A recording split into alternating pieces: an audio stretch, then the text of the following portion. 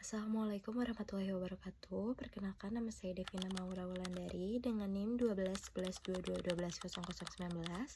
Di sini saya akan mempresentasikan krisis branding Zulhas terkait isu framing pencitraan saat kunjungan ke daerah bencana dan izin penebangan hutan. Di sini ada latar belakangnya, di mana krisis branding Zulhas bermula dari framing negatif terhadap kunjungannya ke daerah bencana yang dipersepsikan sebagai pencitraan politik, serta isu izin penebangan hutan yang dinilai bertentangan dengan prinsip perlindungan lingkungan. Nah, narasi ini viral di media sosial dengan membentuk opini bahwa Zulhas kurang berempati dan tidak pro lingkungan. Kombinasi dua isu ini menyentuh nilai kemanusiaan dan keberlanjutan, menyebabkan menurunnya kepercayaan publik terhadap Zulhas dan juga berkembang menjadi krisis branding. Selanjutnya kita akan membahas profil singkat Zulkifli Hasan atau Zulhas.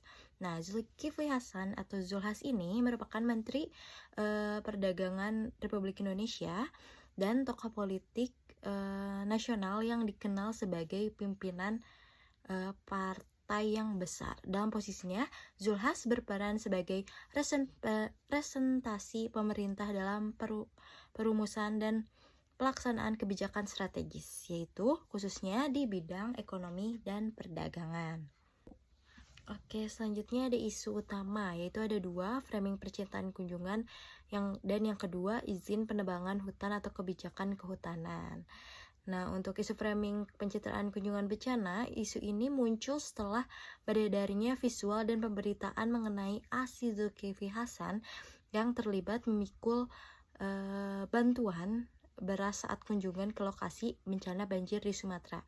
Nah, sebagian media dan warganet membingkai aksi tersebut sebagai pencitraan politik dan bukan murni dari kemanusiaan. Yang kedua, ada izin penebangan hutan atau kebijakan hutan. Nah, isu ini berkaitan dengan tudingan publik yang mengkaitkan dengan kebijakan kehutanan pada masa lalu dengan terjadinya kerusakan hutan dan bencana alam. Nah, selanjutnya ada isu permasalahan. Nah, untuk analisis awalnya, sumber utama isu ini berasal dari visual aksi di lapangan yang disebarluaskan oleh media sosial dan pemberitaan media sosial yang menekankan sudut pandang simbol politik dan simbol dan politis. Dan yang selanjutnya ada konten lama terkait kebijakan kehutanan yang kembali diangkat tanpa penjelasan konteks kebijakan secara menyeluruh. Selanjutnya ada aktor yang terlibat. Aktor utama dalam isu ini meliputi Zulkifli Hasan sebagai tokoh publik dan subjek pemberitaan. Selanjutnya ada media massa dan media digital sebagai pembentukan framing isu, dan netizen dan pengguna media sosial sebagai penguat opini publik. Selanjutnya ada partai politik dan pendukung yang memberikan klarifikasi dan pembelaan. Oke, selanjutnya ada media monitoring metodologi. Yang pertama, kata kunci pencariannya ada Zulhas pencitraan, Zulkifli Hasan kunjungan bencana, Zulhas panggul beras, Zulhas izin penebangan hutan, Zulhas 1,6 juta hektar hutan. Untuk periode mentoringnya ada 2 hingga 3 minggu, yaitu sejak November hingga pertengahan Desember. Nah, jenis media ini ada media online memberi pengaruh besar opini publik, media lokal berfokus pada liputan bencana, dan media sosial berperan besar dalam penyebaran isu. Oke, selanjutnya ada rekap media pemberitaan. Nah, data media yang memberitakannya ada detik.com, Suara Merdeka, JPNN, Inilah News, dan Radar Bali. Nah, nada pemberitaannya negatif, menekankan tuduhan pencitraan, berita netral,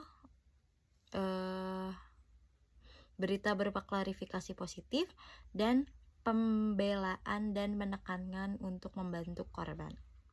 untuk jumlah pemberitaan ini ada puluhan pemberitaan yang membahas isu kunjungan Zulhas ke daerah bencana. Oke, selanjutnya klarifikasi media tiring. Ada media top, media menengah, media non-mainstream atau abal-abal, dan dampak terhadap opini publik. Untuk tier medianya, media top tiernya ada detik.com, Suara, Merdeka, cpnn.com.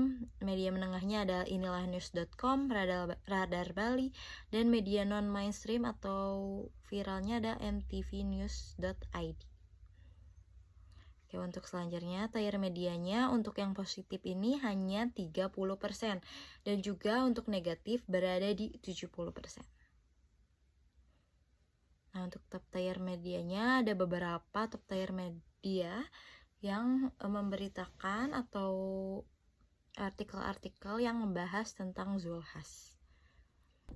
Baik, untuk selanjutnya ada dampak krisis terhadap branding. Nah, untuk dampak krisis pada branding ini ada dampak reputasi, yaitu krisis ini menurunkan reputasi Zulhas sebagai tokoh publik. Nah, publik dan media menilai kunjungannya ke daerah bencana lebih menonjolkan pencitraan politik daripada kepedulian nyata terhadap korban. Nah, yang keduanya ada persepsi publik, yaitu publik menjadi skeptis dan mempertanyakan ketulusan setiap aktivitas lapangan maupun kebijakan yang diambil. Nah, framing media dan narasi di media sosial memperkuat persepsi bahwa tindakan tersebut lebih berorientasi pada pencitraan daripada solusi nyata. Oke, untuk resiko jangka panjang dan jangka pendeknya, dalam jangka pendek krisis memicu sentimen negatif, kritik media, dan tekanan dari kelompok masyarakat sipil.